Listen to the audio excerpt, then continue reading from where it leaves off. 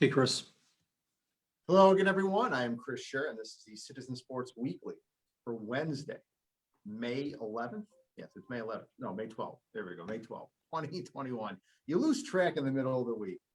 Robert Harding running the show, Justin Ritzel.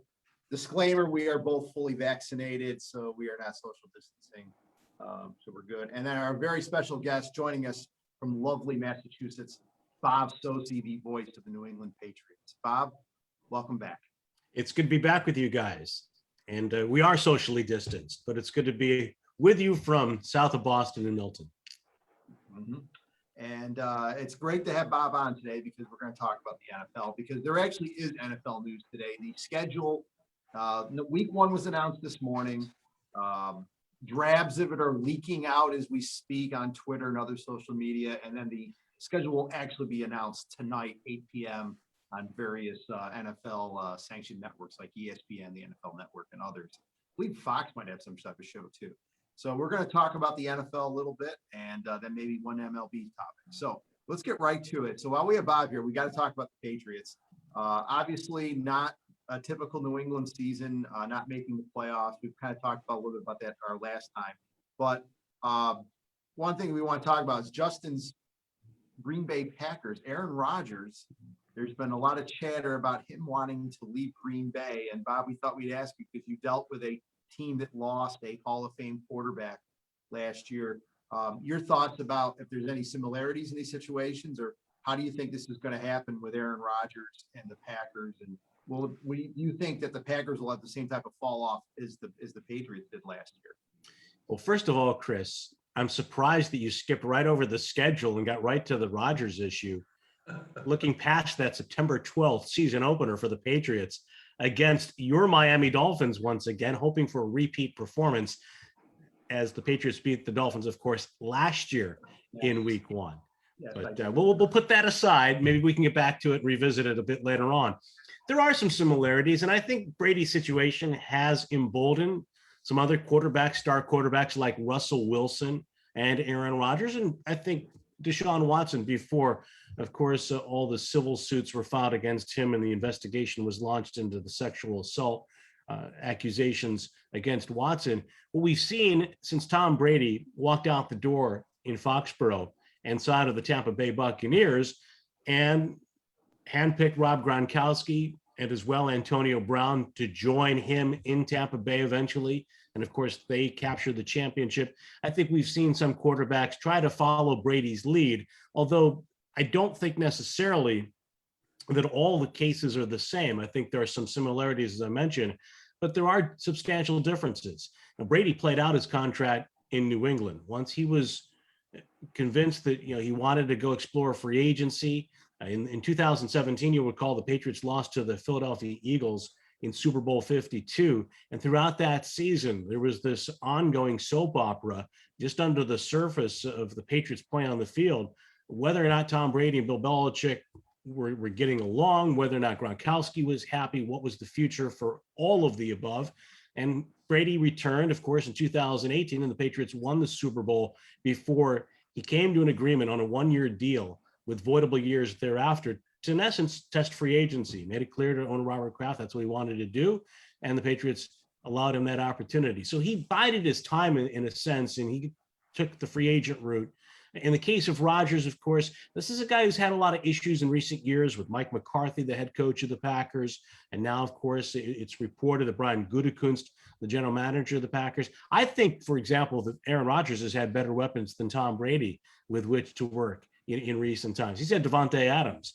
Look what Tom Brady had in 2019. But there are some similarities, but I think very different personalities. I think Rodgers' history as a quarterback, of course, is that he's as talented as anybody in the league. But I feel like he's fallen short in some areas, and I think to me, he won an MVP, but he had a chance to beat Tom Brady head to head. And after a couple of turnovers in the second half, and I know the defense and special teams for Green Bay, and I know I'm getting off on a tangent. I know that those areas of their team were not good in that NFC Championship game. But Rodgers still had an opportunity. Brady threw 2 interceptions in a row, and Rodgers had back-to-back 3-and-outs when the Packers could have gone in front. and of course won that game. And thereafter, there was the questionable decision by LaFleur to kick a field goal. But again, I'm off on a tangent. I see similarities, but I think there are also some substantial differences. Yeah, absolutely. Robert, Justin, if you guys, I know we've kind of talked a little bit about Aaron Rodgers before, but if you guys want to chime in on your thoughts on this, go ahead. Go ahead, Ritz. Well, Bob, after those comments about the Packers loss, nice knowing you. See you some other time on the video. I think we've heard enough. No, you raised some definite great points. I think whether you want to talk about Tom Brady leaving the Patriots or Aaron Rodgers potentially leaving Green Bay, I think, or the other situations you mentioned, I think a lot of it is quarterbacks are often, especially when you reach the level that those guys have, they are the face of the franchise, and just their financial compensation isn't necessarily always enough to, show them the love as, such a huge piece of the franchise. And I think a lot of these teams, and, I'm sure people in New England would say this a little bit about Bill Belichick, as great as a coach as he is, and being the leader of that franchise for so many years, that he has a bit of it's my way or the highway, and oftentimes deservedly so. And he didn't necessarily always take or ask for Tom Brady's opinion on a certain player or stuff like that. Same goes with Rodgers. I think back to when they let Jordy Nelson go, and I think Jordy Nelson had another year or two in the tank where he could have been productive. And instead of saying, "Hey, Aaron, I know Jordy's your buddy, but what do you think? Can he be productive still?" Yeah, I think that those are fair points. I'm sorry to interrupt. You're absolutely right about that, that there is a communication part of it. And a quarterback of their ilk, it's comparable in some ways to the star player of an NBA team. Although I think that, a lot of people in the NFL are really worried about, the NFL trending toward, that kind of empowerment for individual stars. But I think you're right. If there's any position in sports that carries with it, that kind of clout, it's the quarterback position, especially if you're as good as Aaron Rodgers. And just to wrap up, if I were to be critical of Aaron Rodgers, and it's very difficult for me to do because he's my guy, he's my quarterback. He is not good at just coming out and saying, "Here is what is bothering me." We've and I said this on the video, a couple of weeks ago, is that I want to hear him talk. I want to hear him give his opinion on exactly what's going on. Not that I'm saying Adam Schefter and Ian Rappaport and all these guys are making stuff up. I definitely don't think that. But he just has this habit of leaving breadcrumbs and asking everyone to kind of figure out what's going on, and maybe making a passive aggressive comment in a press conference, as opposed to just being upfront and saying, "Hey, this is what I don't like. This is what I want corrected." And then we kind of know it's out there. Here's what Aaron thinks. He needs to do that. He needs to stop being passive aggressive and, letting the rest of us kind of figure this all out, because, I think that's, again, communication breakdown. It's not just on the Packers. It's on him. Again, in a divorce or a situation like this, it's not always one side that's screwing up. It's both sides kind of have their roles in it, and that's the case with the Packers. And I would say, Bob, you can probably speak to this. That was the case with Tom Brady and the Patriots, that there's things that both sides probably could have done better to, prevent Tom from wanting to go somewhere else. Well, I think you're absolutely right about that. In the case of the Patriots, there's a different structure, and that's the same with 30 other teams, with exception of the Green Bay Packers, because you have the power of the Packers that really resides with team president Mark Murphy, and under him, Brian Gutekunst. There's no owner. Tom Brady has a terrific relationship with Robert Kraft, and the quarterback, when he's a star, usually is pretty close to ownership, and especially in the case of Brady and the Patriots, because it goes beyond being just the face of the franchise over the course of 20 years in Brady's career. I think the issue that I have with Rodgers, and to your point, there are leaks, and the leaks are manipulated by both sides. And in the case of Brady, he had his camp that was feeding information to people around the NFL, just as I'm sure Bill Belichick and people close to him were doing the same. And as well, people close to ownership. You always have a feeling in my situation when I read something about the Patriots from one of the national reporters in particular, where it might be sourced, whether it's Adam Schefter, Ian Rappaport, or some of the other people like an Albert Breer, for example, from Sports Illustrated. And I think in Rodgers' case, there has been this consternation that's been almost constant, really, the last several years. And he's had opportunities recently to express himself, declined an interview request from Mike Tirico during the Kentucky Derby. And on one hand, I can kind of understand that, but Rodgers kind of set the table for all of this immediately after the NFC Championship game in his post-game remarks regarding his uncertainty and, again, the cryptic remarks in his unhappiness. And then he appears regularly on a podcast or a radio show with Pat McAfee. And again, like you say, it's drip, drip, drip. When he has an opportunity to fully articulate what his stance is. And he's left it to people like Devontae Adams or some of his former teammates like James Jones to try to explain it. Robert, anything else you want to add about this, or do you want to move along to the schedule talk? Yeah, let's move on.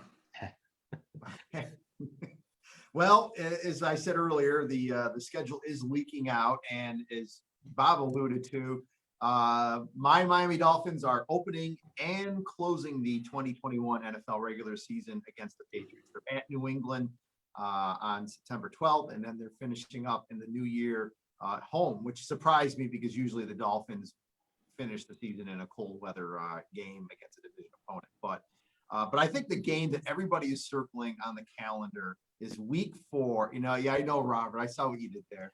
I think the game that everybody is circling on the calendar is week 4, supposedly Tampa Bay, Tom Brady, we're going to talk about him again, at New England. So, Bob, I got to ask you, as the broadcaster for the Patriots, how excited are you to be, calling this game on October 3rd?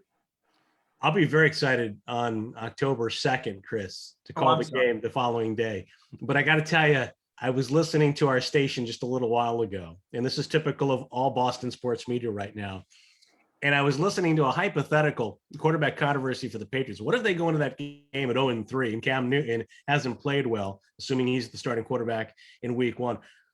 Is there more pressure on Bill Belichick or Tom Brady to go along with who wants it more, Belichick or Brady in that matchup? So I'm trying not to think too hard, too long on the topic, but yeah, it's going to be I would think it's going to be as big a regular season game in recent Patriots history, if not Boston sports history overall. I can't think of, in my experience here in New England, which covers essentially the last decade, of a moment that really even rivals it, save for perhaps a final game for a David Ortiz, but I don't think even that approaches it. I think what you're talking about in this case, Brady's return. It's the last turn for Tom Brady in Foxborough. I mean, maybe he's going to play until he's 50, but the Bucs aren't going to come back here, at least as the schedule has the Patriots playing the Buccaneers this year in the NFC South, and the next time the Patriots play the Buccaneers in 4 years, it'll be at Tampa Bay. So this is Tom Brady's last hurrah at Gillette Stadium, barring a return to the Patriots, or he signs with another team down the road and finishes his career elsewhere and comes back to New England. And again, I can't think that there will be a more talked about or highly anticipated event. And as I said, I'm already tired of what I've heard today alone, let alone what's going to happen between now and early October. And of course, the other big games for the Patriots, Bob, are going to be against the Buffalo Bills. So I want to get Robert in here. So Robert, your team, obviously 13-3, best regular season in a long time. They dethroned the Patriots this long time, AFC East Division champion. So Robert, talk to me about what you're thinking about those 2 games against New England, how important those games are for the Bills. Well, it'll be nice to have before those games a couple tune-up games, week 2 and week 8. Looking forward to those for sure. I thought that we reduced the preseason. I don't know what the NFL's doing here, but it's exciting with the Patriots, kind of retooling in the off season. So. We'll see what they bring to the table. That defense should be better. I think, quite frankly, the offense should be better. Hunter Henry and Jonnu Smith, two of the top tight ends in free agency, go to New England. I think that'll help out Cam Newton or Mac Jones, whoever is the quarterback. And so they should be a little more competitive this year. And who knows, Chris, depending on, if Tua can throw it past 3 yards, maybe the Patriots and the Dolphins are fighting it out for second place. But yeah, the Monday night matchup should be compelling, week 13. I think by then the AFC should, we should have a pretty clear picture of what that final stretch will look like. And, I do think, and not because I'm a homer, but I do think that the Bills will be on top and the front runners, and really it'll be the Patriots. I think that they will be in contention for a playoff spot. And so that'll be an important game. And then of course they play week 16 in Foxborough. So both of those games in the final, 6 weeks of the season will be important. And, it's interesting this year with the Bills schedule, with seeing so many primetime games. This is an unusual occurrence for Bills fans. Even last year, we had some flex games, but to have them in the schedule is a nice feeling. Week 5 at the Chiefs, can't wait for that one. And then Thanksgiving against the Saints.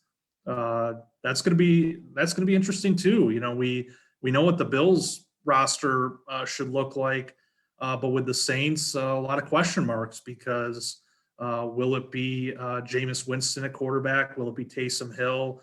Jameis Winston has apparently been working out with Jake Glazer and, looking like he's going to come in as a, kind of Jameis 2.0, if you will. So Saints will be an interesting story to watch this year. But, guys, I look at this Bills schedule. I see no worse than 13-4 this year. Oh, yes. We have to keep reminding ourselves it is a 17-game regular season.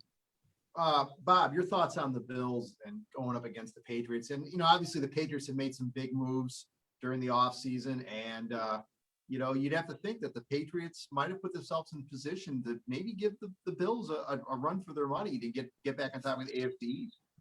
Chris, the Bills are still the team to beat in my mind. And I think that, in the Patriots case, the question remains unanswered and will really be unresolved until the season is over. The question about quarterback, can Cam Newton improve enough? I think he's going to be better because of what they've surrounded him with going into the preseason and training camp, based on all the moves that they made in free agency. They're going to be a much better defensive team. I think people overlook how porous the Patriots run defense was last year and against your favorite teams in particular. The Bills and the Dolphins did not run the ball consistently well a year ago until they played New England. And I think the Dolphins racked up about 250 yards in the second meeting down in South Florida. The Patriots will be far better on that side of the ball. Now on offense, 2 tight ends, a position that really was non-existent for them in their offense the last couple of years, at least from a pass catching standpoint. Well, they set the market with the top 2 tight end free agents this year. I think they've enriched their wide receiving core, but I think there's still questions about just how good they are there with Nelson Aguilar and Kendrick Bourne, now especially that Julian Edelman has retired. They'll have a good stable of running backs. They've got a good offensive line. They will be a tough football team, and I think a team that's really going to try to run the ball as they did late in 2018 when they kind of formed a new identity and went on to win the Super Bowl that year. But I don't know if that's going to be good enough if they don't get adequate quarterback play. And in fact, I believe it won't be good enough if they don't get adequate quarterback play. And even if they do, I don't know if it's good enough to beat the Bills. I really like what Buffalo has done. I think the Bills, even in the draft, addressed 2 areas that now they have the luxury of doing. And you look at Jerry Hughes up there in years as a pass rusher. Well, they drafted 2 defensive ends, and then they solidify the offensive line. They've already got a lot of weapons in place. They've got their quarterback. Now they add those foundational pieces, they hope, through the draft in the trenches, the most important aspect of play, of course, along the offensive and defensive front. So I think the Bills are really in a great position. I really have a lot of respect for McDermott in terms of his leadership and the culture that he has established there in Buffalo. I think Brian Daboll is a terrific offensive coordinator. Leslie Frazier's done a great job with that defense. I think the Dolphins, Chris, not just blowing smoke, I think the Dolphins are going to be vastly improved in a tough matchup, assuming, again, their quarterback play is improved in year two for Tua. They certainly are going to present a different offense with the speed at wide receiver for them. And then in the Jets case, they're ways off, I think, still. And I really wonder about Zach Wilson as the number 2 pick. Is he really going to be the franchise guy finally for the Jets? But I like what Joe Douglas is doing, talking about foundational pieces. They got a left tackle last year. In addition to Wilson, they get a guard early this year. I thought the running back and the wide receiver they drafted early. Carter from North Carolina and Moore out of Ole Miss, not in that order. Those are really nice rookie weapons potentially for the Jets. Okay, so we'll do something real quickly here. Each three of you guys will one game on the NFL schedule. Of course, like I said, it hasn't been officially released yet. But we do have some leaks and things, but one game that you are really looking forward to seeing. So we'll start with Justin first because he hasn't talked in a while. I want to get to everybody. But Justin, is there one game on the schedule that you're really looking forward to seeing? Chris, I'm going to flip your question right on its head, and I'm going to tell you one game I'm not looking forward to, and that's the opening Thursday night game. What a terrible place to make the Buccaneers play those lame Dallas Cowboys. I could look at the Buccaneers, their scheduled opponents, and I could pick 5 better games that they should have done. Hell, make the week 1 game Tom Brady going up to New England. Just get it out of the way. I know that the NFL prefers, having the Super Bowl champion host that Thursday night opening game, but there's a precedent for them switching it up whenever they want. I think of a couple of years ago when the Packers played at Chicago in the season opener. I think of back when, what was it? The Ravens were the defending Super Bowl champions, and they had to go to Denver to play their week 1 game. I think throwing like a lame Dallas team that didn't even make the playoffs, they have no discernible ties to Tampa Bay. There's no rivalry there. I just think that they missed an opportunity for some great storylines with other matchups, whether you want to have them host New Orleans or, like I said, have the Bucs go up to New England for week 1. Missed opportunity by the NFL, but I shouldn't be shocked. It's the NFL. Robert, one game that you circling on your calendar, or maybe uncircling as Justin has done? Well, I won't go too deep into the Bucs Cowboys game, but I agree 100% with Ritz on this one. I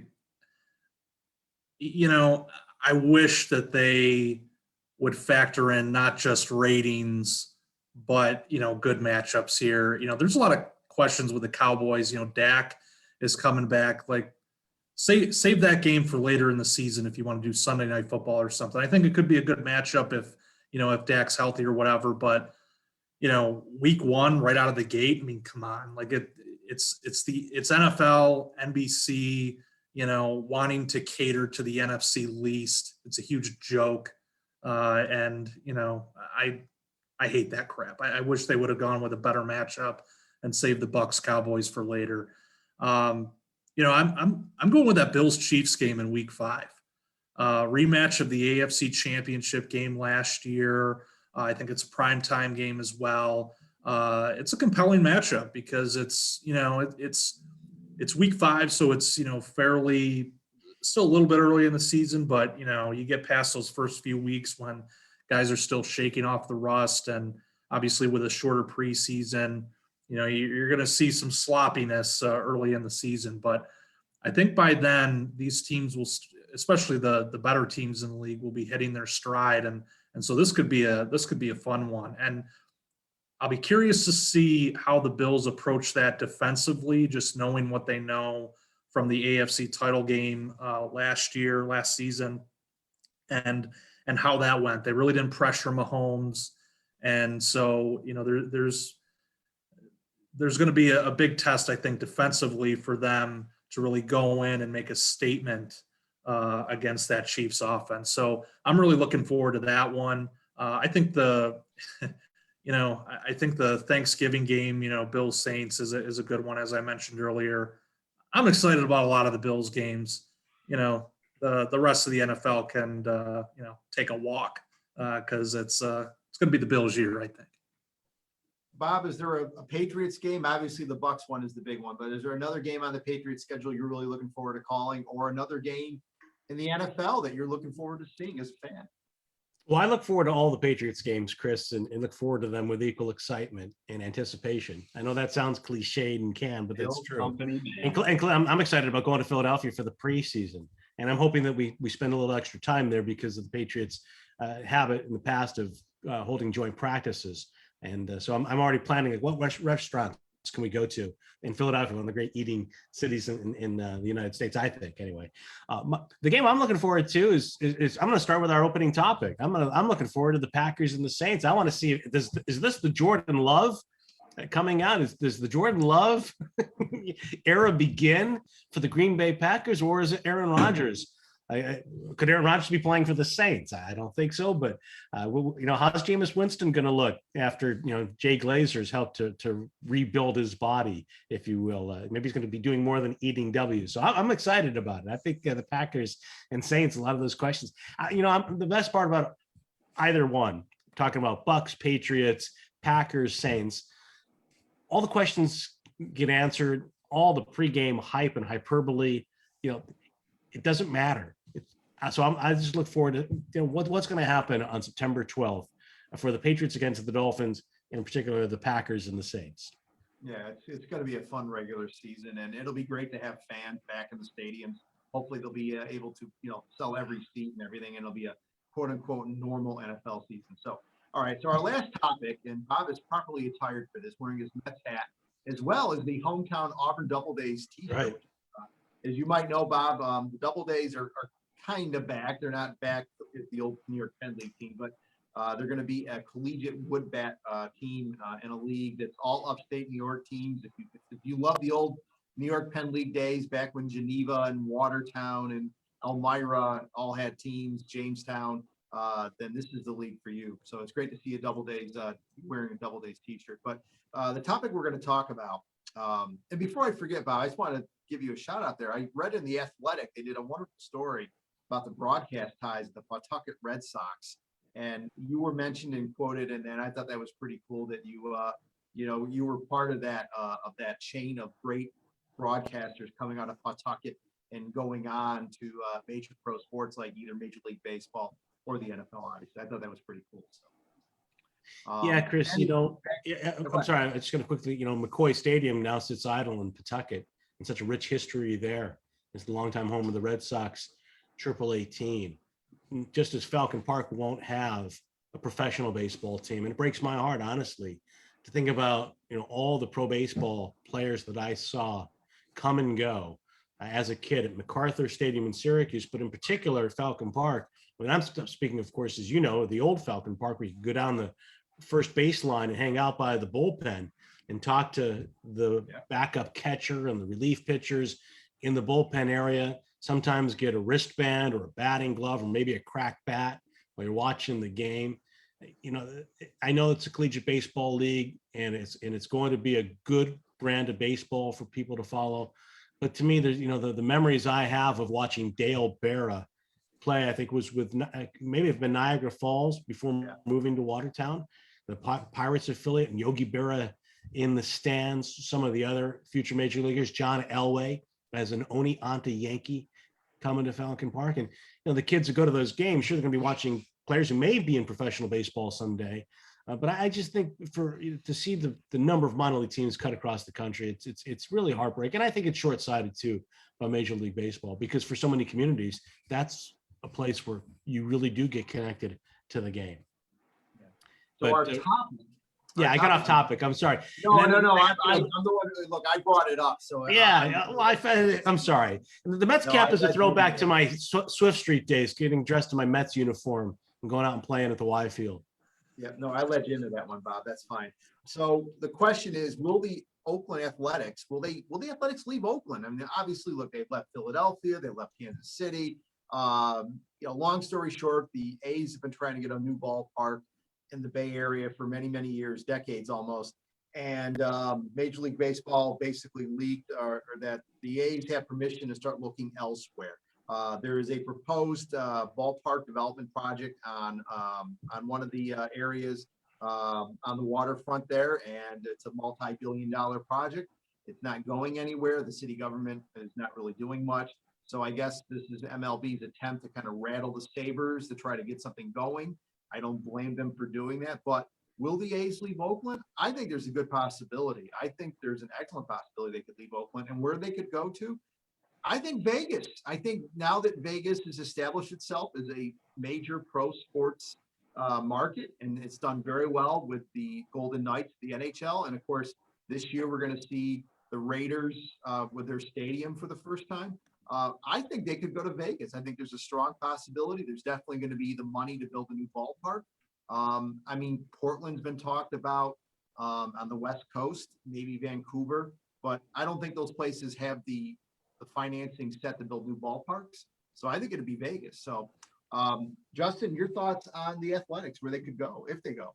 Well, we've had this relocation subject. We've talked about it several times over the years. I remember a couple of years ago when the Chargers left San Diego to go to LA. And, you know, I think I've been pretty consistent that I feel that it's wrong to ask taxpayers to fund new stadiums. I think if you are rich enough to own a professional team, then you should be cutting that big check if you want a new stadium. That is your responsibility as a team owner. That's my opinion. But I think this is kind of a time when this, you know, the city of Oakland needs to step up and say, hey, we've seen two of our professional teams leave us in the last couple of years, whether it be Golden State Warriors going to San Francisco in their new arena. The Raiders are now in Las Vegas. Oakland's in jeopardy here of not having any professional sports in their town. And at some point, if you want to keep these teams around, you do have to show up and you know, pay up. And this is a tough time for them. The Athletics have been kind of that team that I think for many years, you know, going on 2 decades, maybe longer, where they have kind of needed a new stadium and they're still playing in that, you know, whatever you want to call it. So I would hate to see it as a fan of a team who is a rival of the Athletics. I like the fact that the Northern California, Southern California rivalry is still going on. But if they got to move, you know, I think the taxpayers need to step up for once and help fund that new stadium, or else they're going to see another team walk out the door. Robert, what do you think's going to happen?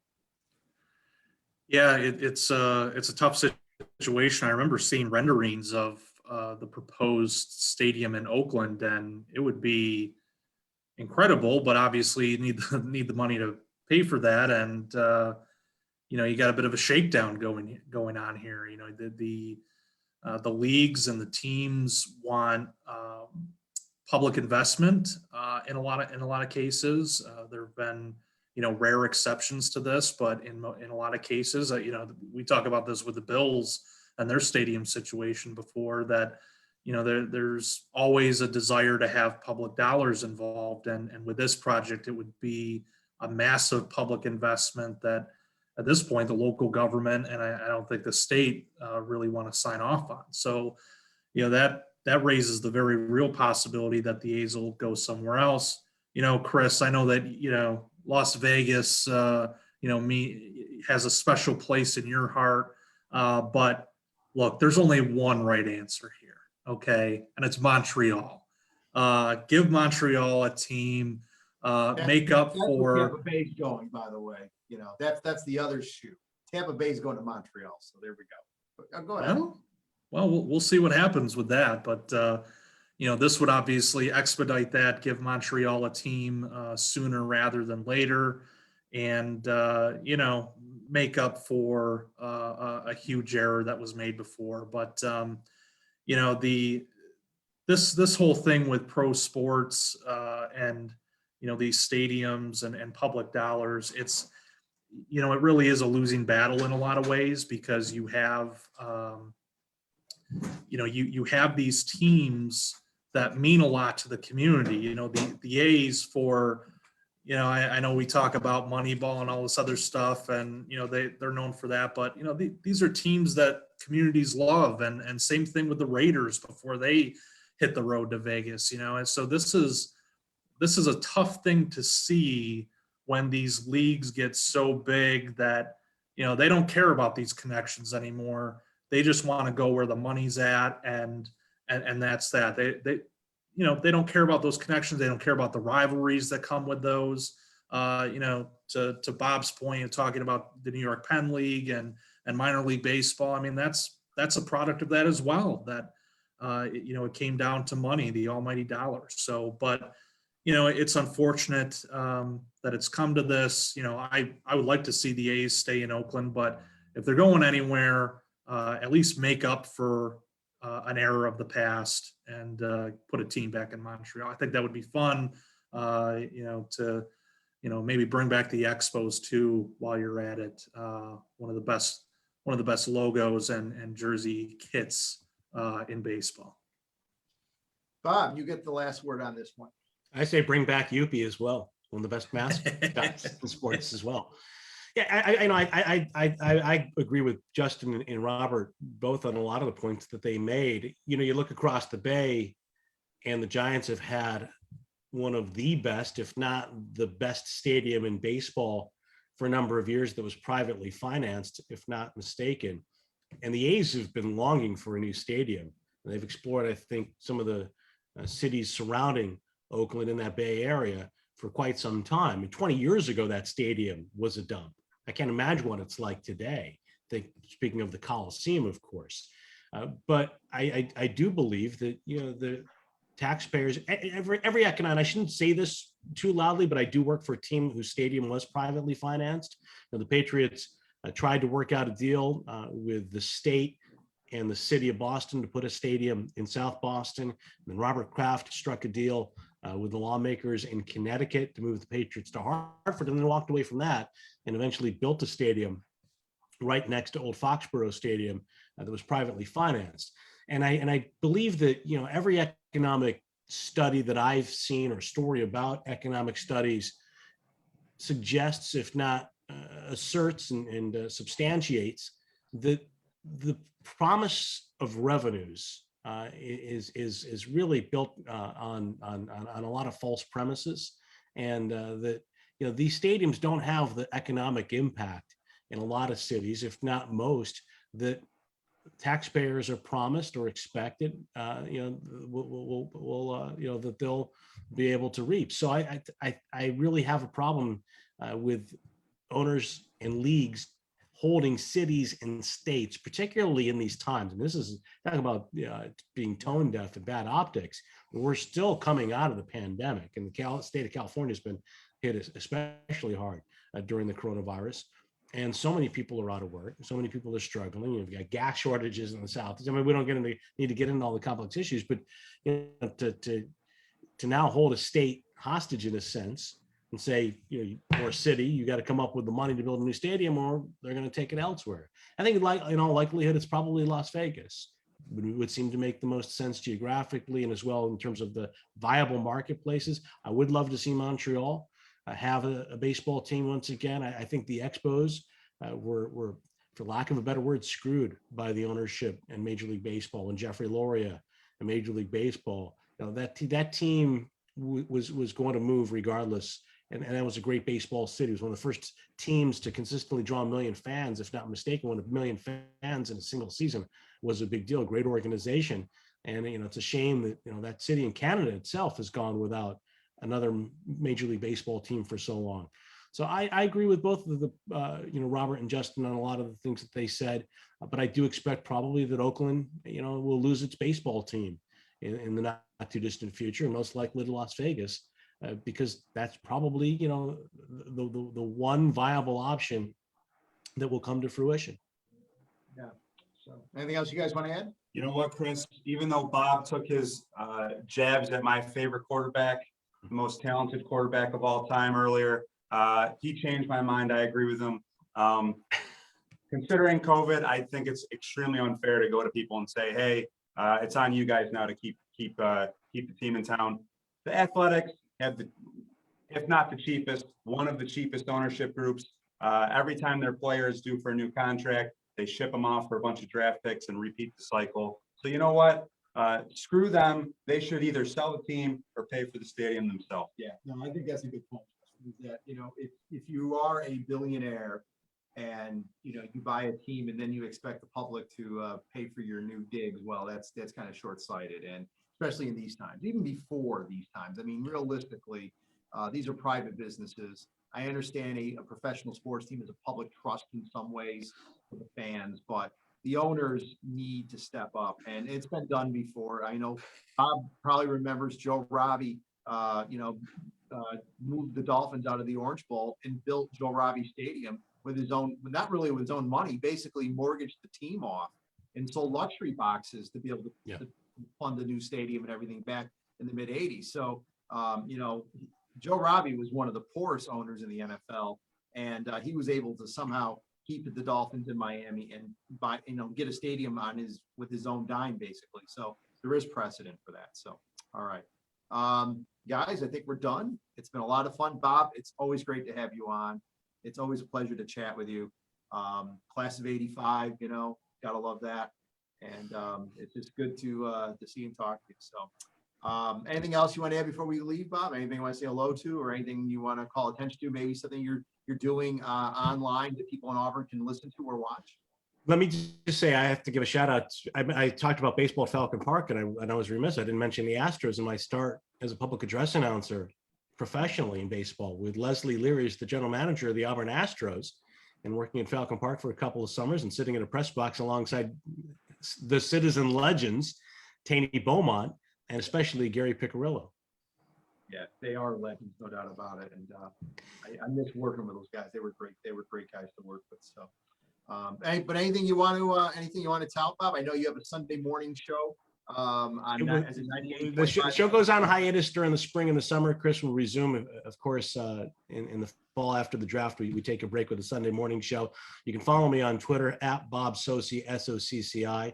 You can as well read some of my work on 985thesportshub.com, and you can hear me on the Patriots broadcasts starting in August with the preseason games.